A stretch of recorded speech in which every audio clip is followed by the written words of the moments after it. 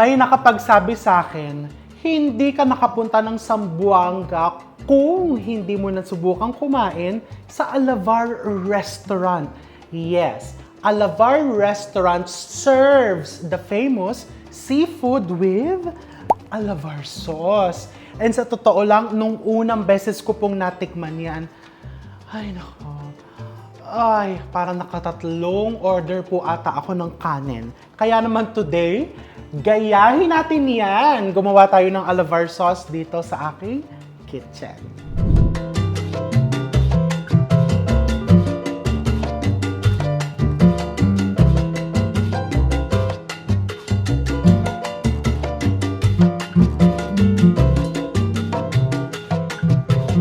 O eto po ha, hindi naman po ako yung manggagaya and hindi ko naman po sasabihin na mas masarap yung version ko. Kasi sa totoo lang, I've tested this many times. Nag-develop talaga ako. Sinubukan ko siyang i-imitate pero uunahan ko na kayo.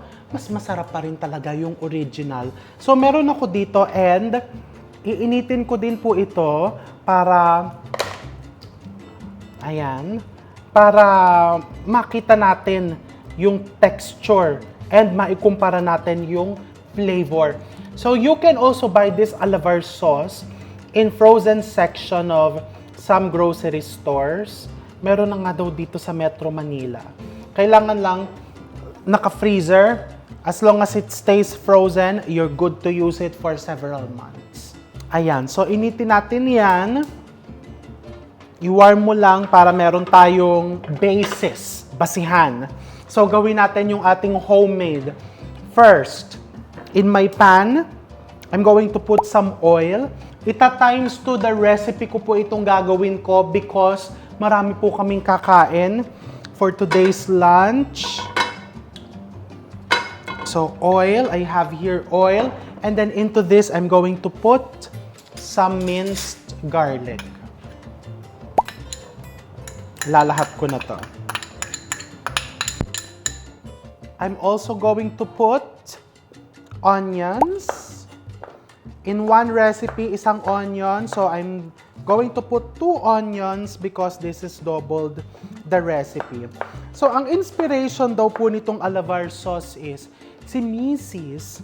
is Spanish Muslim. So sila po yung nag-develop ng Alavar sauce. So kaya mapapansin mo, this is parang mixture ng European spices and Muslim spices. Yung parang curry na may lasang, nako, ewan ko, basta masarap. So, nung sinubukan ko ngang i-imitate itong recipe na to, I've used a combination of Muslim spices and some European techniques, kagaya nitong pagbabrown muna, paggigisa-gisa mo ng Spanish techniques, paggigisa ng bawang sibuyas, and lalagyan din natin ng konting ginger. So, igisa-gisa natin yan to bring out all the flavors of your bawang sibuyas, ginger. Season it with some fish sauce, parang gumagawa ka ng curry paste. And I'm going to put crab paste or alige. Kapag sa grocery ka bumibili ng alige, this is the brand that I use. Hindi po sponsored to ha. This is Navarro.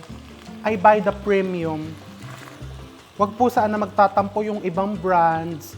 Lahat naman po masarap, pero talaga may nagsa-stand out, di ba? Ito kasi nag-stand out sa akin kasi ito, oh, kita mo talaga yung chunks ng crab paste and mukhang walang food color.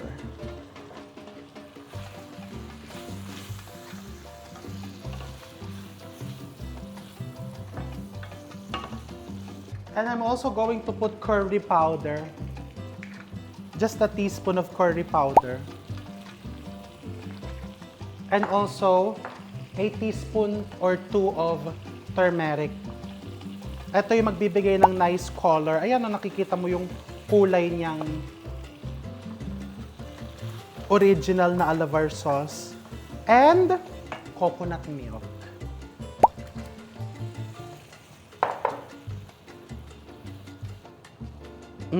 See? Look at the color.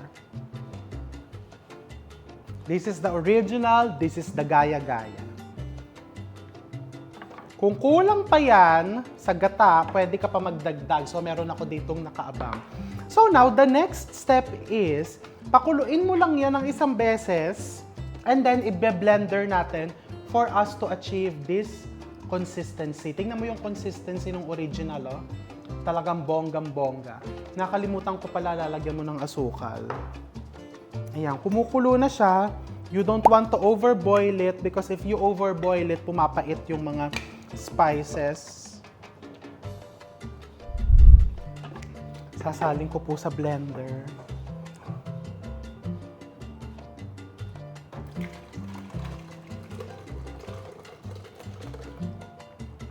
And then, i-blender po natin dito.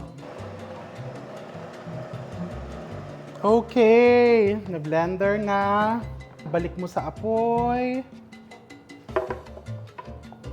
And give it one more simmer.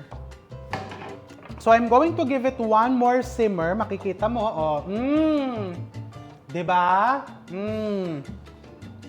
Pag sinimmer ko yan, mas lalapot yan. Eto lang, mas manamis-namis. Manamis-namis po talaga yung original na alabar sauce. Nandun talaga yung tamis. Dagdagan ko pa ng konti. Ayaw ko naman kasi ng super tamis. Simmer it. You can add more coconut milk.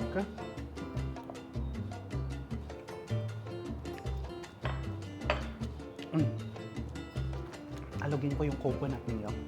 Dadagdagan ko pa ng konti for that added freshness. Just a splash.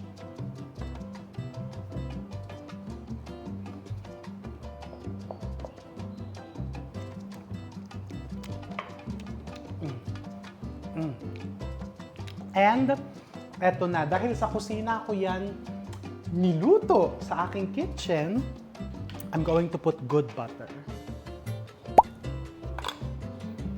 Okay, and then I'm going to turn off the flame. And then this is my gaya-gaya version of the super delicious alabar sauce of Zamboanga.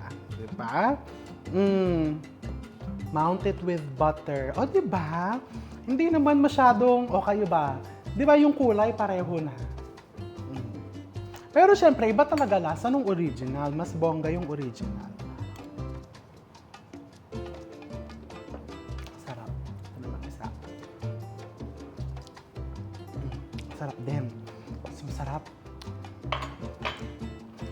Baka naman sabihin nyo, ano ba yan? Sauce lang yung ginawa. Syempre, may mga seafood tayo. Wait. So ngayon, lutuin na natin ang mga seafood natin. Nilalagyan ko lang ng konting butter. Basically, for the alabar sauce, kahit nga sa fried chicken, masarap yan. So I have here shrimps na binalata na, iniwan lang yung ulo at saka yung buntot. And we have here New Zealand mussels. Yan, lutuin mo muna yung mussels dyan.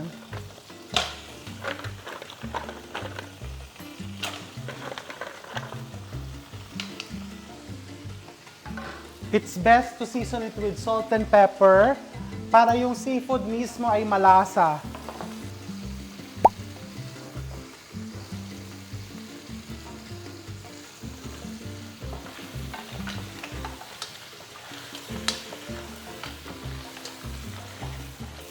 Okay, the shrimps.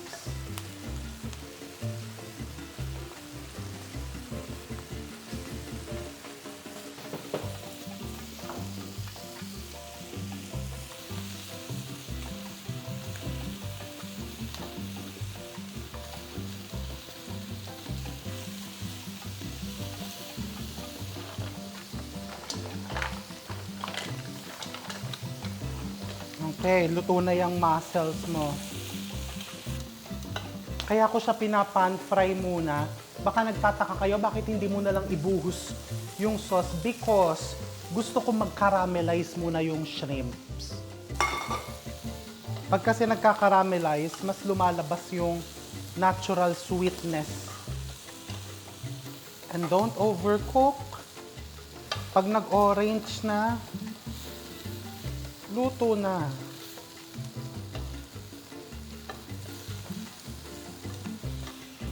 Okay. Na-forgot kong lagyan ng salt and pepper to. Pwede pa naman lagyan. Hindi pa huli ang lahat.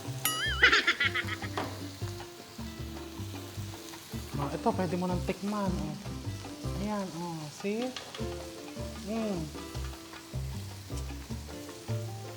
Sarap.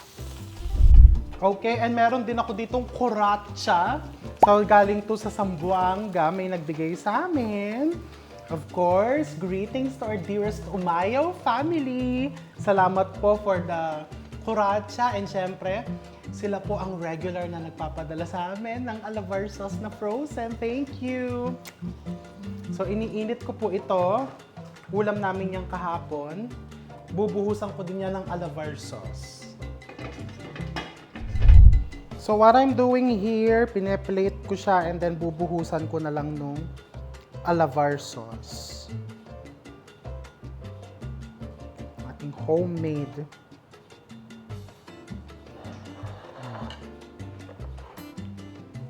And then dito naman yung ating kuratsa. Pero ito palagay ko, kasi yung para mapasok yung cavities, bubuhusan ko muna siya ng konti.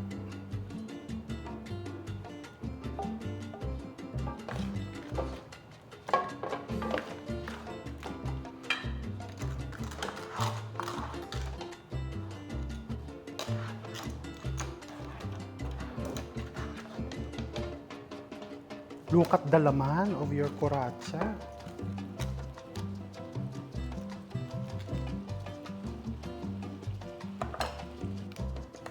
Okay, pwede mo din lagyan ng mga hipon-hipon yan on the side to make it look festive. Basically, any seafood of your choice, any seafood that is available. Okay, di ba? Isn't it bongga? Now, i-drizzle mo na ng alabar sauce.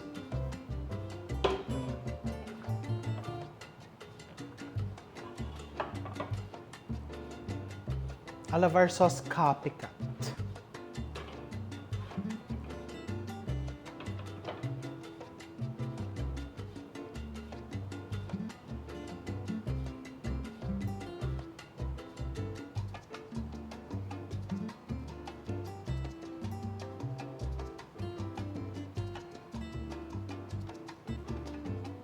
Okay, perfect.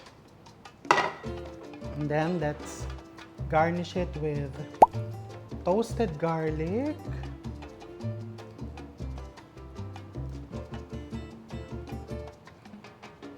And pwede mo lagyan ng konting parsley for color.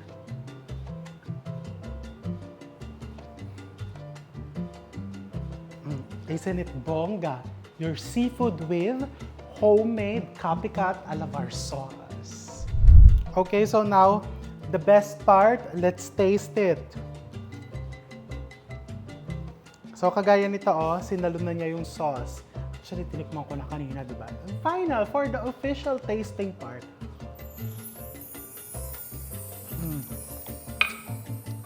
Sarap.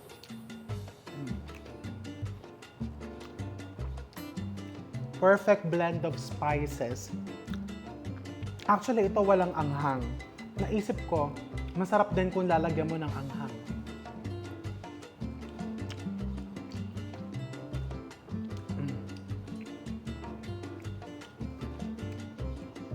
And perfect with rice.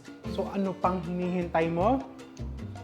Kung hindi ka pa makaspasyal sa Zamboanga, or kung atat na atat ka ng lutuin naman ng ibang klase ang iyong favorite seafood, gumawa ka na ng homemade copycat alabar sauce.